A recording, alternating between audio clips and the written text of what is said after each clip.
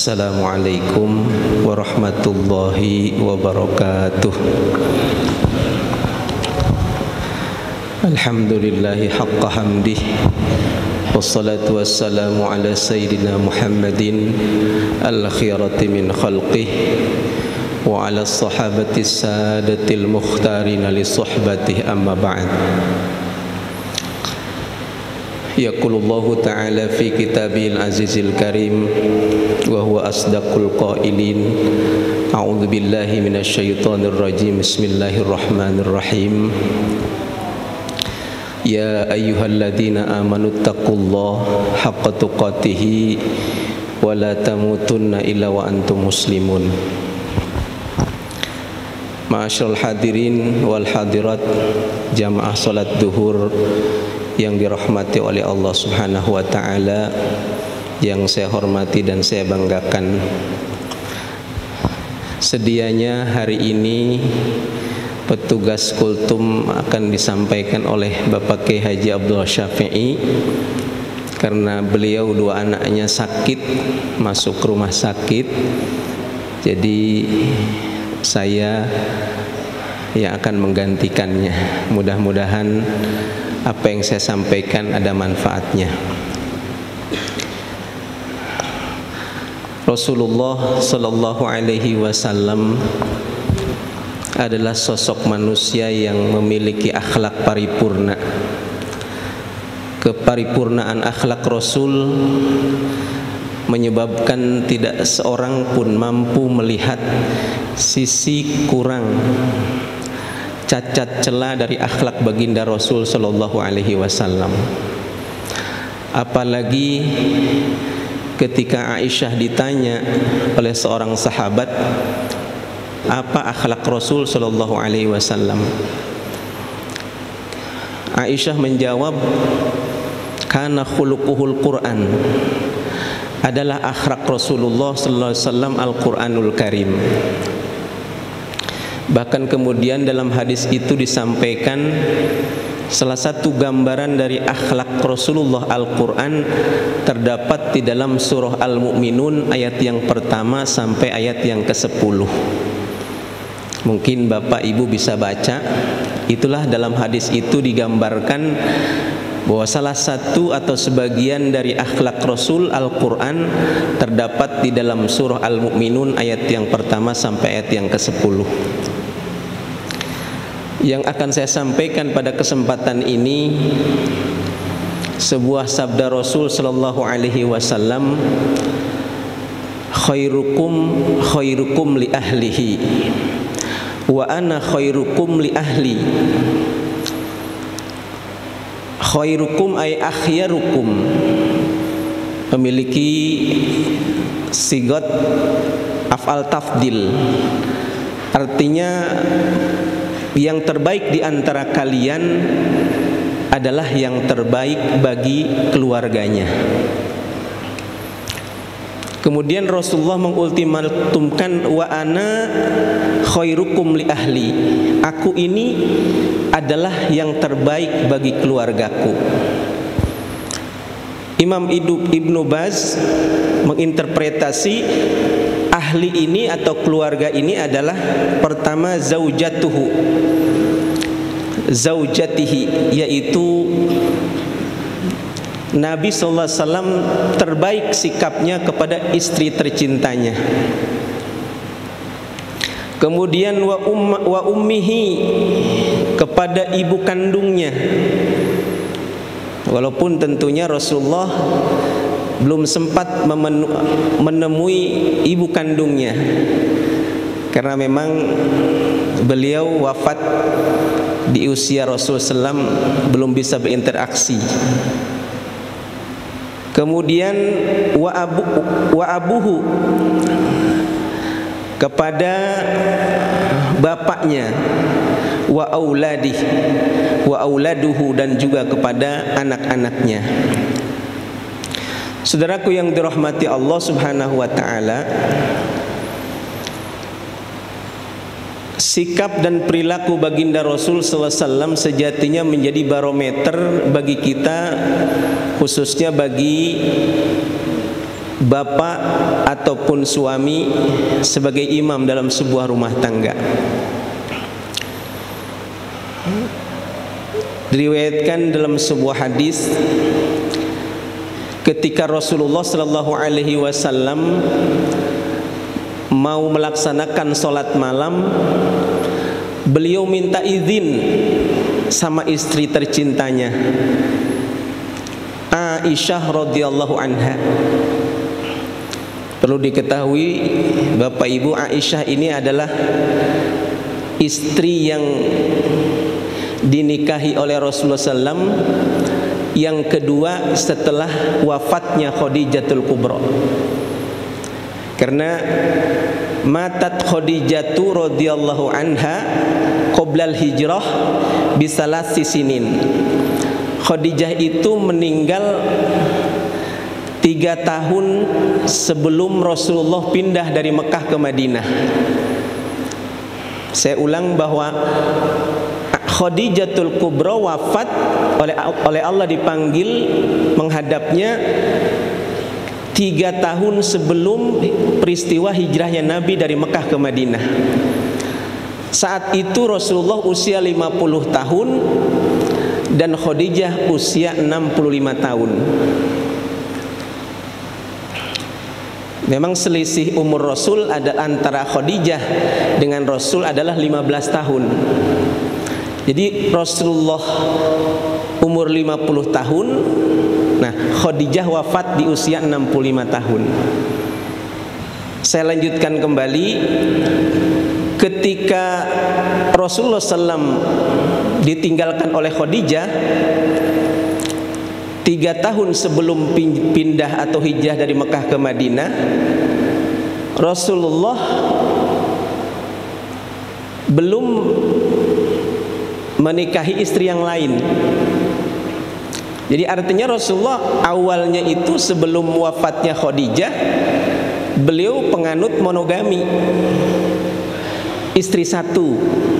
Sebab kalau banyak namanya poligami. Jadi ini untuk jadi landasan kita sebagai kaum laki-laki, sebab banyak laki-laki yang sekarang selalu naung di bawah sunnah Rasul. Padahal Rasulullah rupanya menikahi pertama, istri yang pertama setelah wafatnya Khadijah adalah Saudah binti Zum'ah atau Zam'ah. Ini itu setelah wafatnya Khadijah. Berarti di usia 50 tahun itu Rasulullah tetap dalam cintanya hanya kepada Khadijatul Kubra. Setelah wafat Khadijah barulah Rasulullah menikahi Saudah binti Zam'ah, summa tazawwada Aisyah binti Abi Bakar. Kemudian setelah itu baru menikah dengan Aisyah radhiyallahu anha, walam yatazawwaj bikron ghairuha. Dan Rasulullah tidak menikah kepada wanita yang perawan kecuali hanya kepada Aisyah radhiyallahu anha. Semuanya 12 selain dari Khadijah, selain dari Aisyah, berarti 11 itu semuanya adalah janda. Dan jandanya janda tua, Pak. Kalau kita nyarinya janda apa? Jandanya namanya janda kaya, kata janda Khadijah, dan muda lagi. Karena memang saat itu Khadijah adalah wanita tercantik dan terkaya, janda di usia 40 tahun, saudagar kaya, siapapun mau. Nah, istri-istri yang selanjutnya itu ternyata Rasulullah tidak sesuai dengan kriteria kita saat ini. Makanya kemudian ini menjadi sekali lagi bahan rujukan bagi kita bahwa Rasulullah SAW itu tidak sebagaimana yang disangkakan oleh para orientalis, bahwa Rasulullah itu maniak perempuan, bahwa Rasulullah itu adalah sering mempermainkan cinta perempuan, tidak. Terbukti misalkan istri Rasulullah yang paling akhir wafat. Dari 12 istri Rasulullah, yang paling akhir wafat adalah Ummu Salamah. Ummu Salamah ini itu merupakan nama panggilan atau lakob. Ya, asli namanya itu adalah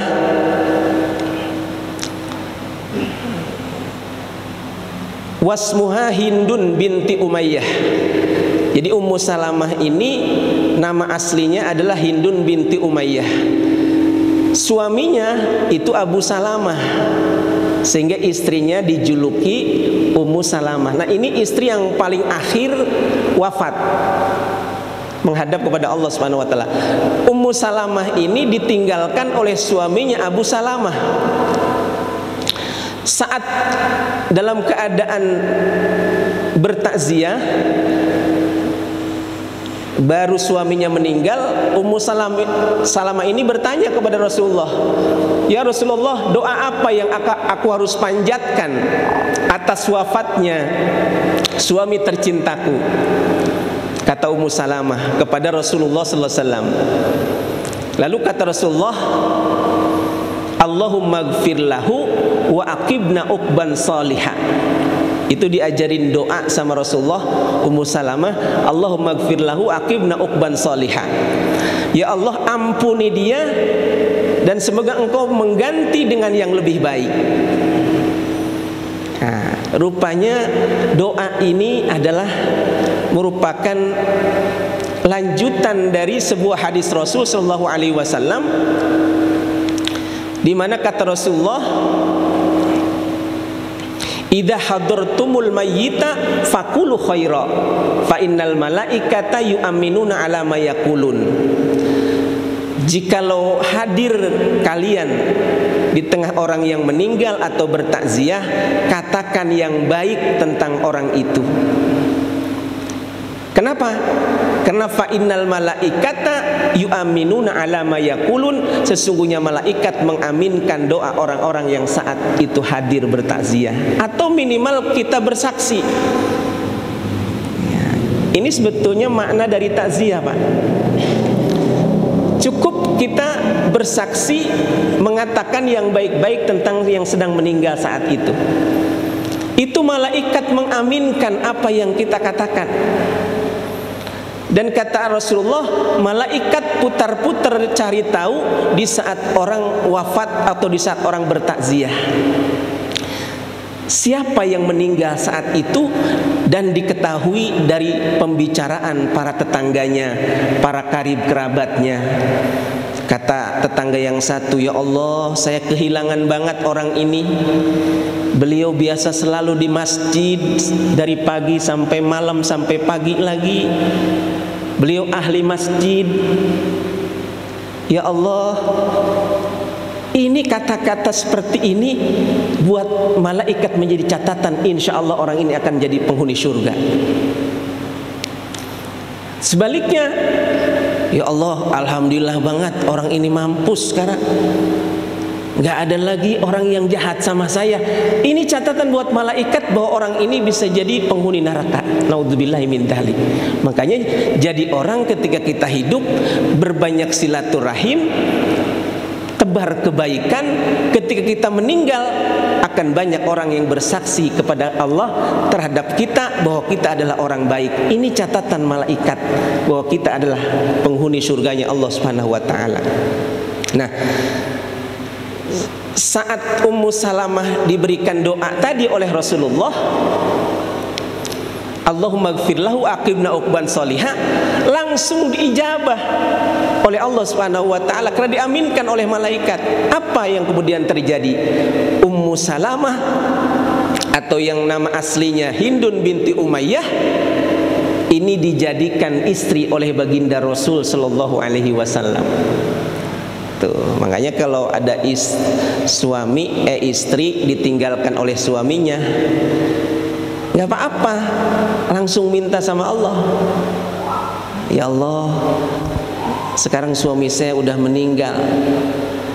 cepat ya Allah ganti dengan yang lebih baik. Cuman ngomongnya jangan keras-keras, takut kedengar mertua. Ya, ini rupanya sunnah Rasul, Pak. Itu insya Allah diijabah oleh Allah langsung. Diijabah oleh Allah langsung.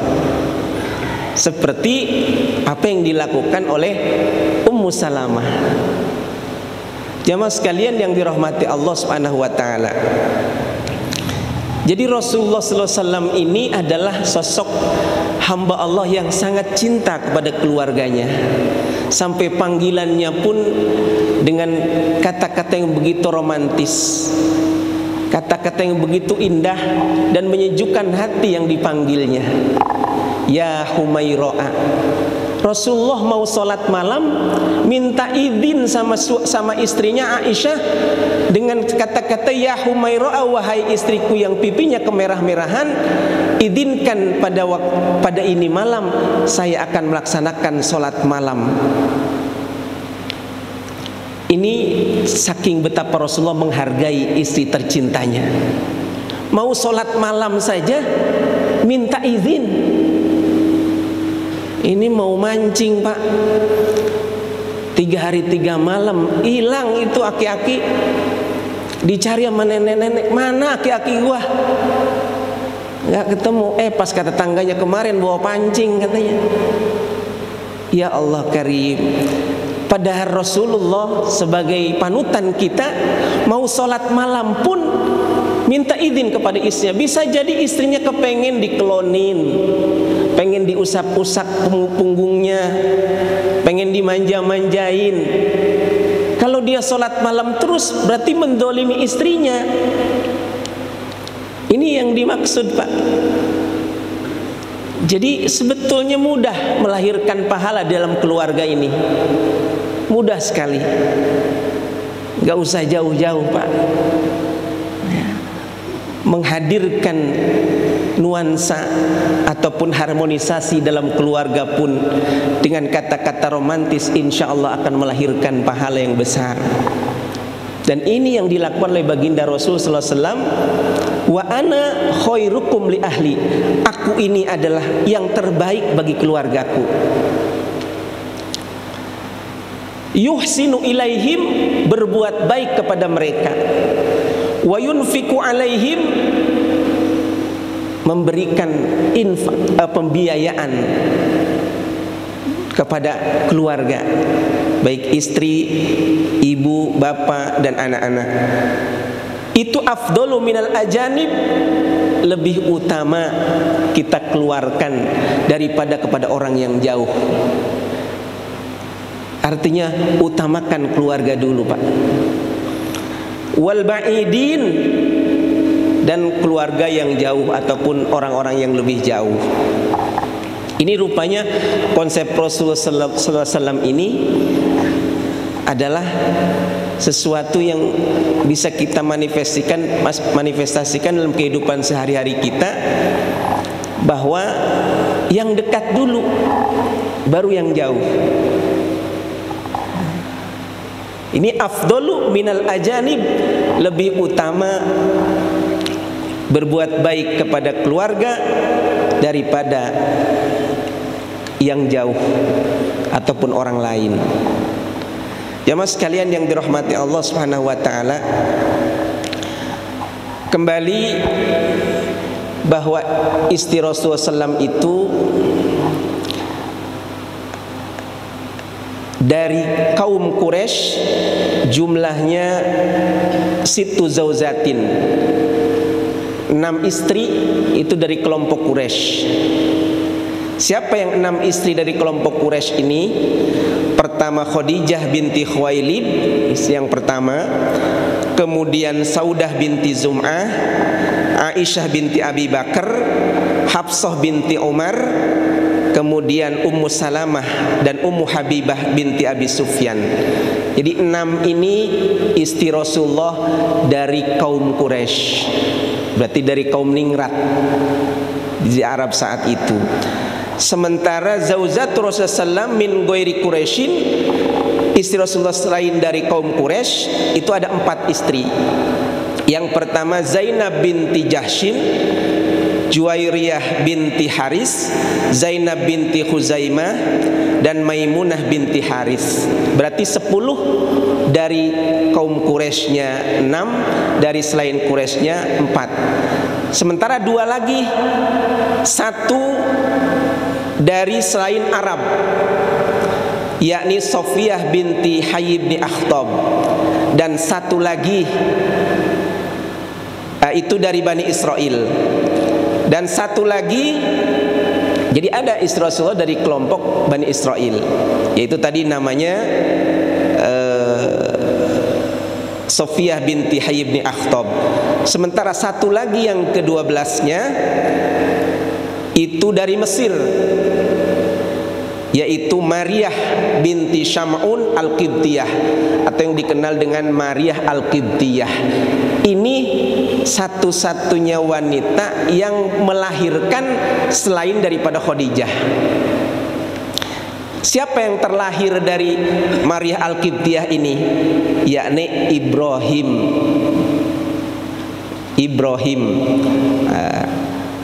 Jadi Ibrahim ini adalah salah satu putra Rasulullah Sallallahu Alaihi Wasallam.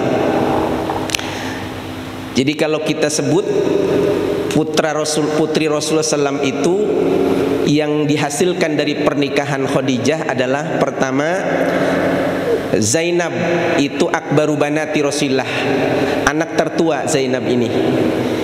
Kemudian dia menikah dengan Abul As bin Rabi. Selanjutnya setelah Zainab adalah Ruqayyah.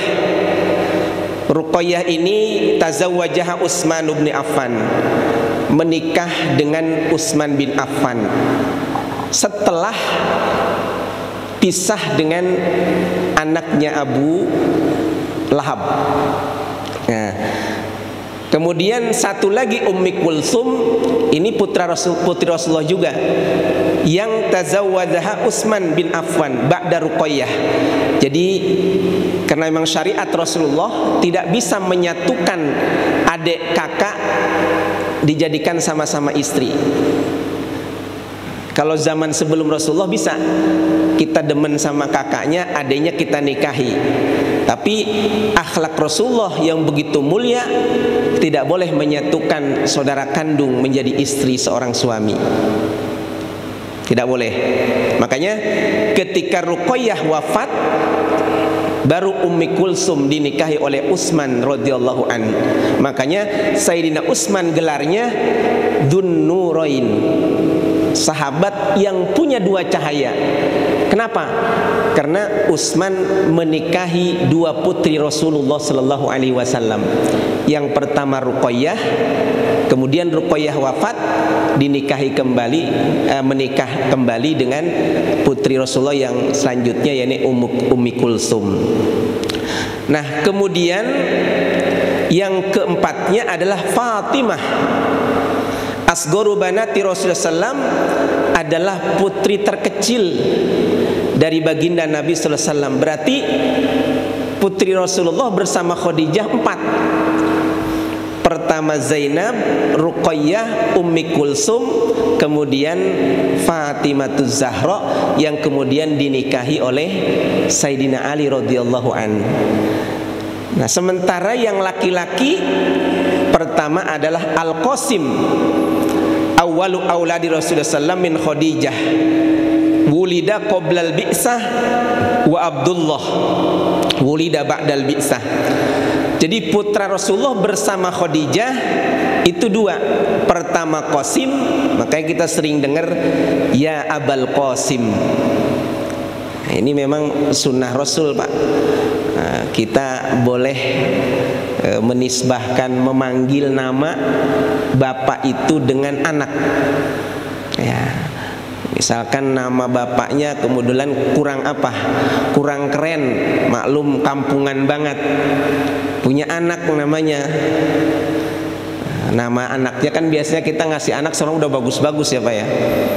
Ya, bahkan udah 3 digit, biar pergi haji nggak usah lagi nambah buat paspor, ya kan?